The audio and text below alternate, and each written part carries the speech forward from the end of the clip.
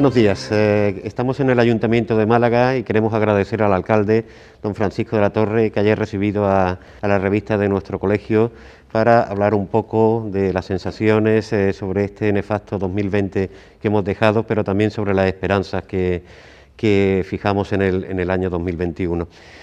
Iniciamos esta entrevista con la mascarilla, pero vamos a poder retirarla porque hemos conservado las medidas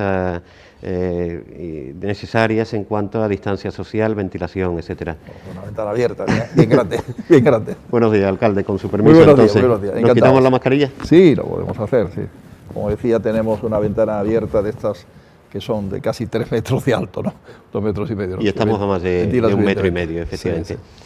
Bueno, pues un placer recibiros y estar aquí con vosotros, charlando unos minutos sobre los temas que queráis.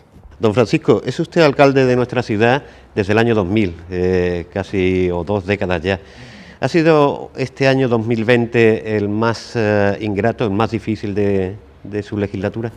Sin duda el más difícil, ¿no? Un año complejo, un año complicado, un año que empezó muy bien, enero y febrero fueron 2 meses magníficos, la línea ascendente que la ciudad viene siguiendo yo diría, porque esto es un paréntesis que tendrá su final.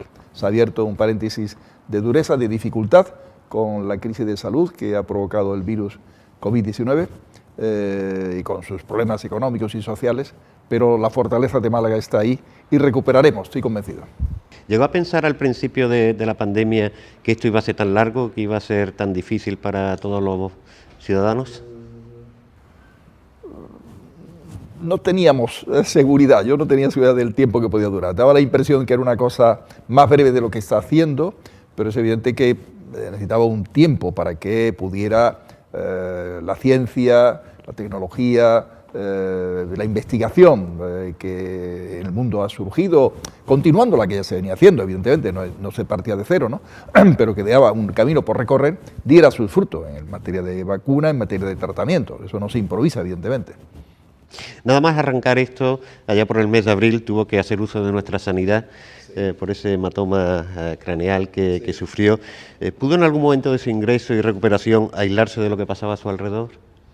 No totalmente, ni siquiera en las primeras horas. Yo recuerdo que fue un 13 de abril, el momento que yo estuve en la clínica, y al día siguiente de la intervención estaba ya con el móvil enterándome del tema de los robots que se podían instalar en España gracias a una iniciativa de mecenazgo de una serie de empresas y de investigadores, y inmediatamente planteé que Málaga no estuviera ausente al tema, y tenemos en el Hospital Regional un robot consecuencia de ello y también de la apertura que tuvo la Junta de Andalucía en ese sentido, pero nos movimos para ese tema y eso no había pasado 48 horas de la intervención. Entonces mentalmente precisamente no pudo descansar mucho, ¿no? Tenía obligación de hacerlo y recomendación médica de hacerlo, y lo hice en alguna medida durante unas 4 semanas, ¿no? De 4 o 5 semanas de un cierto reposo mental, ¿no?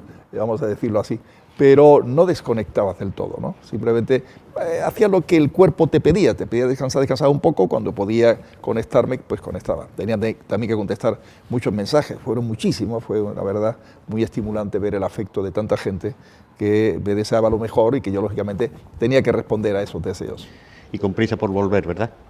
Bueno, las justas, en el sentido de que en cuanto estuviera en forma, pues tenía que incorporarme, era mi deseo, ¿no? Y así lo hice, el 18 de mayo ya estaba incorporado en la tarea y hemos seguido al pie del cañón. Alcalde, los primeros meses de la pandemia fueron los más duros con respecto a nosotros, a los médicos y al resto del personal sanitario, por la falta de material, de test diagnósticos que no llegaban. ¿Llegó en aquella época a ocurrírsele alguna idea descabellada para saltarse lo que no nos llegaba por otro lado y conseguirlo para su ciudad? No, nosotros hicimos, y nos costó encontrar el mecanismo, ¿no? La seguridad de tener un abastecimiento para el personal municipal, ¿no? Había tal dificultad. No hubo previsión, evidentemente, pero ya no digo respecto a esta pandemia, sino una previsión normal que para emergencias debe tener un país organizado, ¿no? Yo creo que esta lección España la haya aprendido y tengamos siempre unas reservas de material sanitario adecuado para proteger al personal que lo necesita, que fue una pena, como se estuvo trabajando en la primera línea de la salud, y luego también para una serie de servicios esenciales, ¿no? En nuestro caso, de nuestra policía, bomberos, el personal de los servicios sociales, el personal de asistencia a domicilio, que nos requería, y con razón, el poder tener una protección adecuada, ¿no? Entonces, tuve noticias por un compañero mío de la etapa de UCD, Unión de Centros Democráticos, cuyo hijo, Pejenaute de apellido, trabaja para una empresa mixta entre europea y china, en Shenzhen, y que tiene producción importante de mascarillas, y pudimos hacer un pedido directamente, que curiosamente, como China planteaba que había que hacer pago anticipado, teníamos problemas con la intervención para poder pagar anticipadamente antes de que pudiera ponerse en marcha el pedido. Ellos tenían tal demanda mundial que funcionaban de esa manera, ¿no? Entonces, felizmente, la generosidad en este caso fue de Javier Calleja, ese gran artista malagueño, que puso a disposición del Ayuntamiento 120.000 euros y que pudimos dedicar 100.000 justamente al pago de las mascarillas necesarias, ¿no? Y ya vinieron después al cabo de pocas semanas, ¿no? Y eso nos desbloqueó un poco el tema, ¿no? Pero hicimos todo tipo de fórmula a través de una empresa como Mayoral, muy conectada también en la cultura y en la sociedad china. Tratamos de ver cuál podía ser la empresa que nos pudiera garantizar seguridad, precio adecuado, etcétera. No había seguridad, estaba el mercado absolutamente sometido a unas tensiones brutales, ¿no? Fue una de las etapas más duras y difíciles, los esfuerzos para conseguir material para nuestro personal. Eso pasaba en el mes de marzo, antes de que yo tuviera la intervención a la cual se aludía. Llegó a recibir muchas llamadas casi de súplica a ver si podía gestionar de alguna manera la llegada de ese material o de... No, yo tenía el sentido de la responsabilidad de ofrecer a nuestro personal eso que era necesario, absolutamente, ¿no? Y luego también reclamábamos que hubiera, desde el punto de vista de la distribución nacional, alguna llegada, pero eso se tardó mucho en hacer, porque además hubo una teoría de que si no era necesaria, era de sentido común que la mascarilla era algo absolutamente necesario para poder tener una convivencia con el virus que garantizara éxito en el sentido de evitar contagios y poder defender a la gente que tiene que estar batallando en un contacto de primera línea, ¿no? Alcalde, los sanitarios siempre hemos temido, sobre todo al principio cuando no teníamos test diagnósticos, el poder contagiar a otros y sobre todo a los nuestros. ¿Usted, por su labor profesional y de amplias relaciones públicas, ha sentido ese temor también de poder contagiar? Yo me lo he planteado siempre y lo digo sinceramente, el que la mascarilla tenemos que llevarla no tanto para protegernos, sino para proteger a los demás.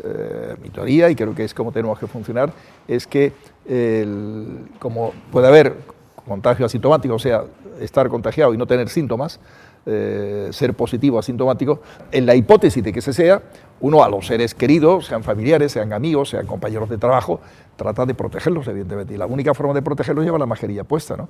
Si eso se hubiera seguido al pie de la letra por el 100% de la población, hubiéramos ganado.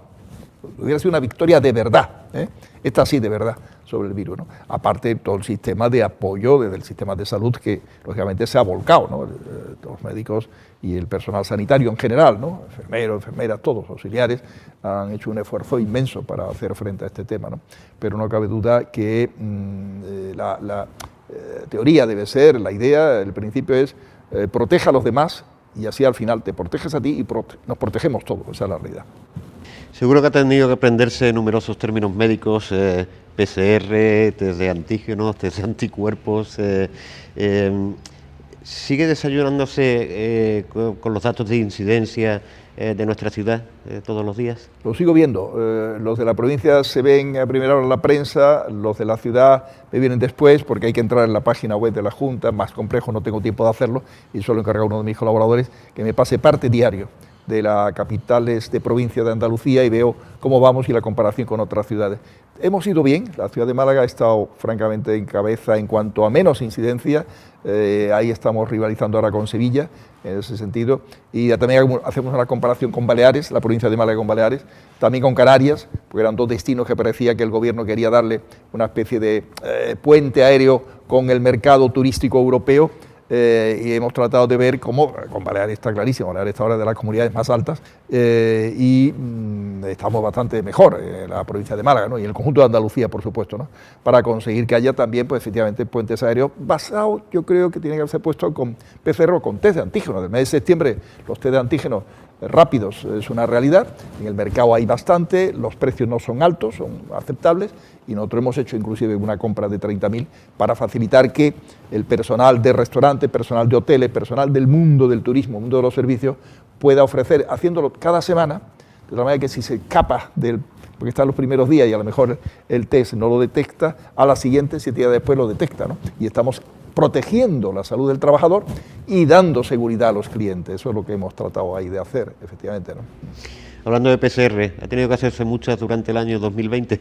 Pues algunos test también, porque, por ejemplo, el Málaga, que amablemente cuando hay partidos aquí en Málaga, no hay público, pero el palco y tal, pues siempre hay un hueco para si alguien quiere ir de alguna de las instituciones que tenemos relación con el club, porque la propiedad del estadio es del ayuntamiento, de la Diputación y de la Junta, ¿no?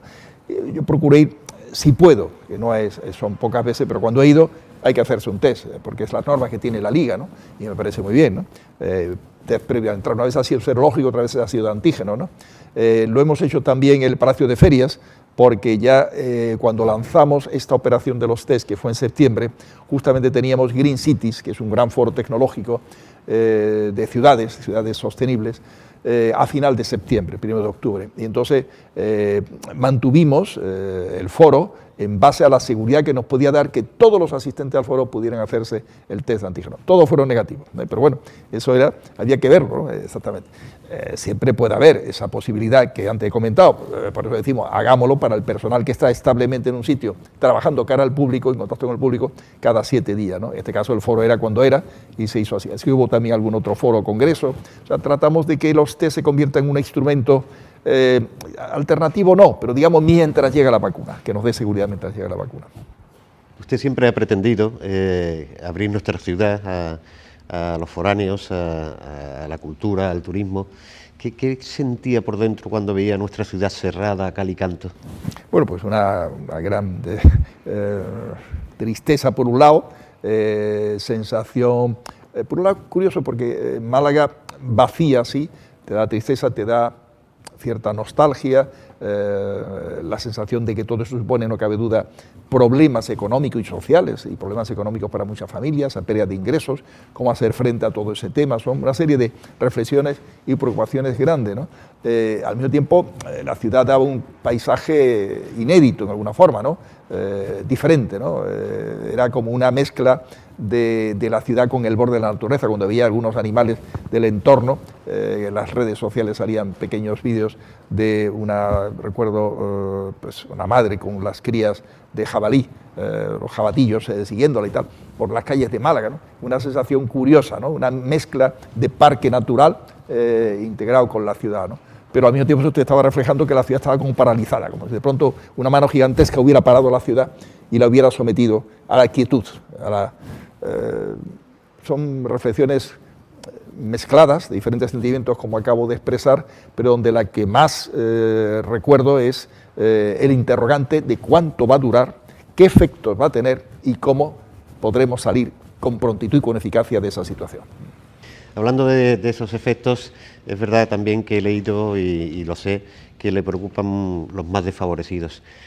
¿Está poniendo el ayuntamiento toda la carne en el asador por intentar Desde el ayudarlos? principio se ha puesto y se pone. Primero, tratando de canalizar todo el esfuerzo que existe. Europa, la Unión Europea, desde hace tiempo tiene montado unos sistemas para garantizar el suministro de los bancos de alimentos, donde pone el 85% del recurso, el otro 15% viene desde el Estado, también una parte en comunidad autónoma para los alimentos frescos, que nos garantiza a los bancos una gran cantidad. Luego, una cantidad de repartos que hemos tratado de que funcionen lo mejor posible y hemos desde el ayuntamiento cubierto también esos momentos de carencia que puede existir entre un reparto y otro. Pues si un banco hace 3 repartos al año, a lo mejor el primer reparto no se solapa con el segundo y un momento de vacío en cuanto a la capacidad de respuesta de la entidad al público que lo necesita, a los malagueños que lo necesitan, y ahí es donde ha entrado el ayuntamiento comprando alimentos, distribuyéndolos, garantizando esa cobertura, ¿no? Lo hemos hecho también con Cruz Roja, hemos garantizado que Cruz Roja tuviera también acuerdos con la comunidad autónoma, con la Junta de Andalucía. En fin, hemos procurado que haya siempre una continuidad y creo que se ha conseguido, sinceramente.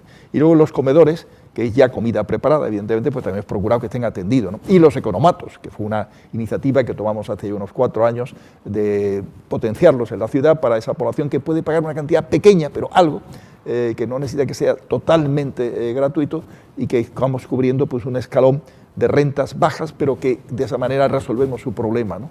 De una manera muy digna, ¿no?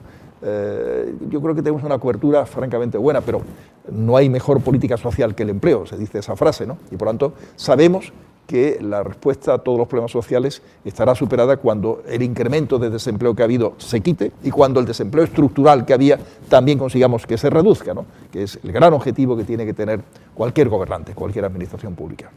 Don Francisco, ¿qué proyectos importantes le ha robado o retrasado el COVID durante el 2020 a la ciudad de Málaga?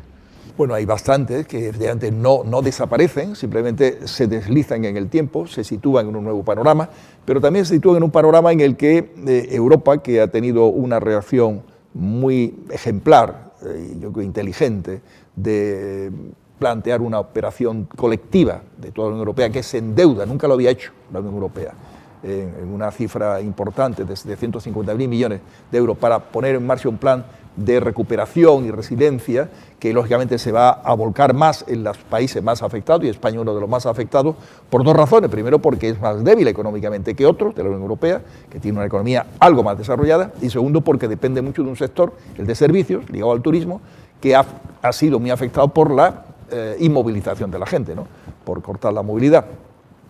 Entonces, el situarnos en ese calendario que empieza en el año próximo, en el año 21, el cual estamos ya empezando, pues nos pone unas posibilidades que antes no teníamos de financiación tan potente, ¿no? Hemos tenido un deslizamiento, pero nos va a situar en un buen momento estratégico, diríamos, cronológico, de la vida de Europa y de la vida de España. Como son proyectos muy bien alineados con las inquietudes europeas en materia de formación en lo que podríamos llamar la sociedad digital, la recuperación de la cultura y preparación en materia para nuestras pymes, de utilizar las posibilidades de Internet en general, de nuestros profesionales, de la gente desempleada también. Se hará un gran esfuerzo en ese sentido, tenemos proyectos planteados, muchos en ello, ¿no? Y línea ambiental también, sostenibilidad ambiental, ahorro energético en iluminación, ahorro energético en las viviendas, en parques de viviendas públicas, inclusive en viviendas privadas, en algunas barriadas, en temas de movilidad sostenible, tanto potenciando el transporte público metropolitano. Vayamos a Málaga en autobús porque tenemos un lugar donde nos lleva al centro, en un buen intercambiador modal, Plaza de la Marina o el Dalalo de Vialia, con autobuses que puedan ser eléctricos, híbridos al menos, algún día hidrógeno, cómo poner en marcha la producción de hidrógeno verde con energía renovable desde la propia ciudad, cómo apoyar el tren de la costa, que es un mecanismo sostenible de transporte público también, ¿no? Son proyectos, por tanto, muy encajables en esa línea. Vamos a ver ahora en estos meses cómo estos proyectos se mueven en el ámbito de reflexión que tiene que haber en Madrid, en el Gobierno central, y en el ámbito de reflexión luego de Europa, para que salgan adelante, ¿no? Pero tenemos esperanza en ese sentido. El auditorio, que es un proyecto que evidentemente ha sido afectado por este tema en cuanto a deslizarse, pero situado como un espacio no solamente para la música, sino también para la creación audiovisual, creación artística en general, creemos que puede tener más posibilidades ahora de conseguir, porque hay recursos también abundantes en esta materia para avanzar en la sociedad digital, digamos, ¿no? Es un poco el planteamiento que hacemos. Ahí, el resumen sería lo que le acabo de decir, ¿no? Proyectos que se están definiendo y que vamos avanzando en su estudio, en sus proyectos, su anteproyecto, etcétera, y poder sacarlos adelante en ese marco de financiación al cual me he referido. Y en cuanto a la sanidad, alcalde, ¿qué le gustaría que...? Pues la sanidad, lo que puedo decir es que he visto cómo la Junta de Andalucía, de cuál depende la sanidad en nuestra ciudad, en toda Andalucía, ha reaccionado, era normal, con una respuesta potente en esta materia, ¿no? No solamente haciendo frente al gasto corriente que supone este esfuerzo para la pandemia, sino también en infraestructuras que faltaban, ¿no? Que era necesario, ¿no? Yo recuerdo cómo el otro día, hace pocas fechas, en el Hospital Civil, el antiguo Hospital Civil, se inauguraban unas instalaciones para todos los servicios de endocrinología que estaban muy mal instalados, un semisótano desde hace años, ¿no? Entonces eso permite cubrir una parte de la población muy importante, 50-60% de la población tiene problemas de tipo relativo a alguna de las glándulas que tiene que ver con lo que podríamos llamar endocrinología, y el mismo tema de diabetes, que hay una gran parte de la población que necesita ser atendida, ser informada, etcétera. Por lo tanto, con unas inversiones muy localizadas se está atendiendo todos esos temas, ¿no? Y luego el gran déficit que tiene la ciudad en materia de salud, que es el número de camas de los hospitales públicos, con el proyecto del nuevo hospital, que se va a situar en la trasera del civil, enfrente del materno, pues ese tema nos permitirá también equilibrar la situación de Málaga en relación a otras ciudades y provincias andaluzas. Yo creo que la crisis ha obligado a todas las autonomías, y el gobierno a impulsarlo también, a atender lo mejor posible los temas de salud, es evidente. Alcalde, estamos terminando. ¿Podría, por último, compartir con nosotros algunos de los deseos que le he pedido a los Reyes, tanto desde el punto de vista personal como colectivo, para nuestra ciudad? Bueno, vamos a ver, yo siempre, uno de los temas que planteo en muchos comentarios, reflexiones en esta entrevista, ha salido de refilón, pero no así frontalmente, es el tema de la educación, cómo hacer que nuestro país recupere los niveles que en educación debía de tener de hace años, recupere lo que tiene ya Europa, de muchos países europeos conseguido y consolidado, para hacer competitivo y para ofrecer de verdad igualdad a nuestra gente, ¿no? A toda la población. Pues conseguir que en Málaga en esa materia avancemos muy bien, ¿no? Que haya una gran sensibilidad en todo el sistema educativo y una gran sensibilidad en las familias, darle la importancia que tiene, ¿no? Pero yo creo que es inevitable, al hilo de las reflexiones que hemos hecho también, pedirle a los Reyes, metafóricamente hablando, que esos proyectos que he mencionado se hagan realidad, ¿no? Y que además de que la vacuna llegue pronto, que llegará pues cuando efectivamente las dosis de vacuna se vayan repartiendo y digamos poniendo a la población, pues mantengamos la responsabilidad todo. Tenemos que hacer un esfuerzo de responsabilidad sostenido, no solamente lo que se ha hecho en el 20, mejorarlo aún más en el 21 y plantear al mismo tiempo esa responsabilidad sostenida en materia de salud, la responsabilidad necesaria en materia de cohesión social y en materia de ser eficaces en la activación económica. Que se destruya el menor número de empresas, que es una manera de conservar así el empleo, por tanto, y que las empresas que sobrevivan, que espero que sean las máximas, el número máximo, sean capaces de avanzar con fuerza de cara al futuro. Ese es mi deseo, sinceramente. Pues queremos darle las gracias desde el Colegio de Médicos por habernos atendido y por haber compartido con nosotros sus reflexiones. Muchas gracias, alcalde. Muchas gracias. Yo no terminaría, no me quedaría tranquilo sin dejar de agradecer, sin agradecer, perdón, a todo el personal sanitario, a todos los médicos, en definitiva, a todos los que son usuarios de la revista que he tenido el placer de tener esta conversación, pues el esfuerzo que han tenido en todos estos meses, que sé que van a seguir teniendo, y el esfuerzo que hacen siempre en materia de salud, que es esencial, es uno de los servicios básicos de una sociedad democrática avanzada. Gracias, alcalde. A vosotros.